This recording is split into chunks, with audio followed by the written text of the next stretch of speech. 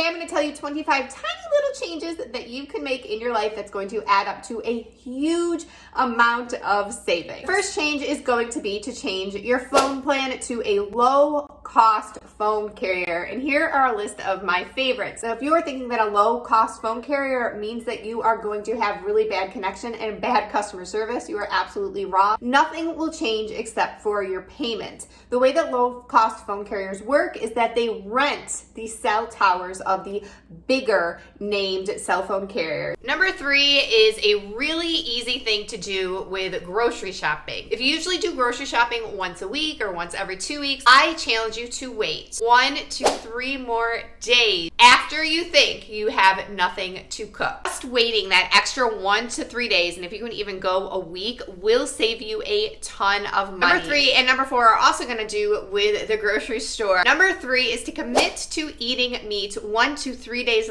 less than you already do. Just cutting out meat for 1 day or 3 days a week is going to really cut down your grocery bill. Number 4, I know you think that I'm going to say make a meal plan, because of course having a plan always saves you money no matter what area of life it is.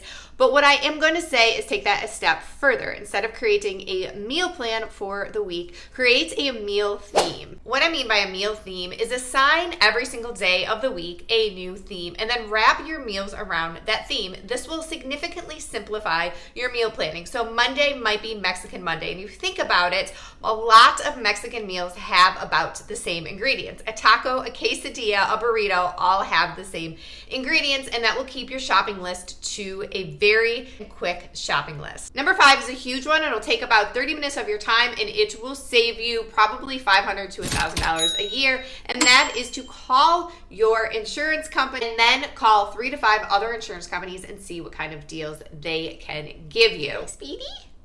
Number 6 is to check your subscriptions. I just did mine and I noticed I had 2 Hulu subscriptions. I didn't even know that I signed up for Hulu twice. So use an app like Rocket Money. It'll go through your bank account. It will find the subscriptions that you have. And I bet you 99% of you have a subscription that you didn't even know you have. This is not sponsored by them. It's just a really great financial tool for you to have. Number 7 is make sure you have cash back apps on your phone and on your computer and you're using them all the time. Why not save money on the things that we are buying anyways? My favorite one is Top Cash Back, and the one on my phone that I use every single day is Fetch Rewards. Here's a list of a few other ones. There are so many out there. Those are just my 2 favorites. Number 7 and 8 have to do with spending, especially impulse spending, which has always been a hard thing for me personally. These are 2 tips on how I have mitigated it and has saved me so much money. If you want to buy something, wait 24 hours. And if at the end of 24 hours, if it's in the budget, you can reevaluate it. So you have these stores that you can just go into and you walk in to buy toilet paper and you walk out buying $200 worth of miscellaneous stuff.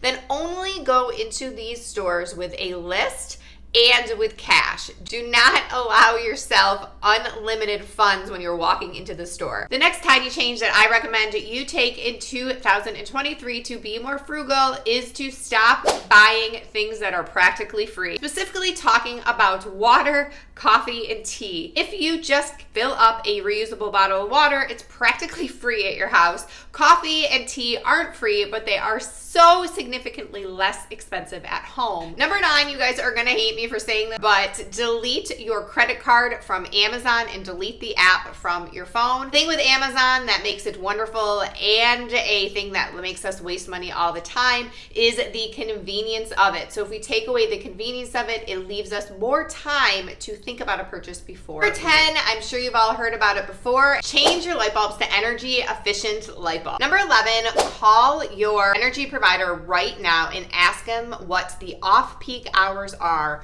to run major appliances. Number 12 is going to sound like it's totally against everything that I'm just saying, but I want you to write down everything you want and then make a plan for those things. This is just another way to set money goals. What ends up happening is we don't have clear path to the things that we actually want. Instead of spending money on all those tiny little silly things that I don't necessarily need, like another planter for the backyard, I will have a clear money vision on what I want to spend on, and that will stop me from spending money on those little things because I have a money goal. It's proven that people have a money goal end up spending less money overall. Another tiny change that you can make is to use cash instead of using a credit or a debit card. This is because it's been proven scientifically that when you use cash, it hits at a pain point in your brain, unlike when you use a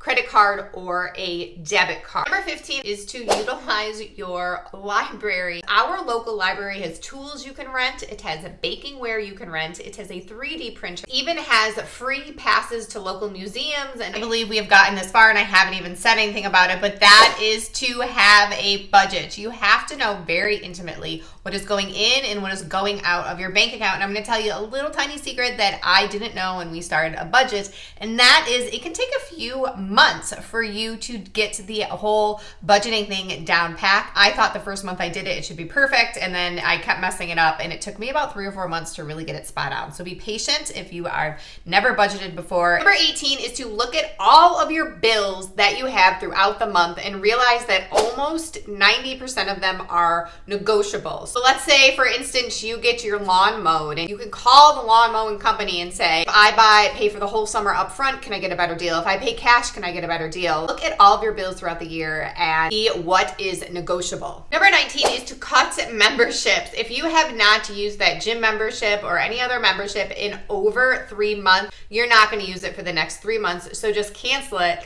If you decide that you just want to start working out again, you can restart that membership, but in the meantime, you are just wasting money. Number 20, I want you to look around the room you're in right now and think of all of the things that you could sell, and go room to room and figure out all the things you could sell in that room. You will be really amazed at the amount of stuff that you can sell. It will also show you all of the things that you probably wasted money on, and then you won't waste money on none of those things in the future. Number 21, I want you to go into your email list and unsubscribe to everything that is trying to sell you something. Also, if you're on any social media app and an ad pops up, there is a spot where you can click on it and you can say that this ad is not relevant to me. You will stop seeing so many ads selling you things, and then this will limit your impulse buying. Number 23, if you already have debt paid off, is to automate savings. I personally use Acorn. The more you can automate with your money, the better. Acorn is completely free to use too. This is not sponsored by Acorn at all, but I will leave a link below that'll be pinned to the first comment and in the description box if you're interested in signing up. Number 24 is to do a no-buy challenge. Now, you can either do a no-buy challenge for a week,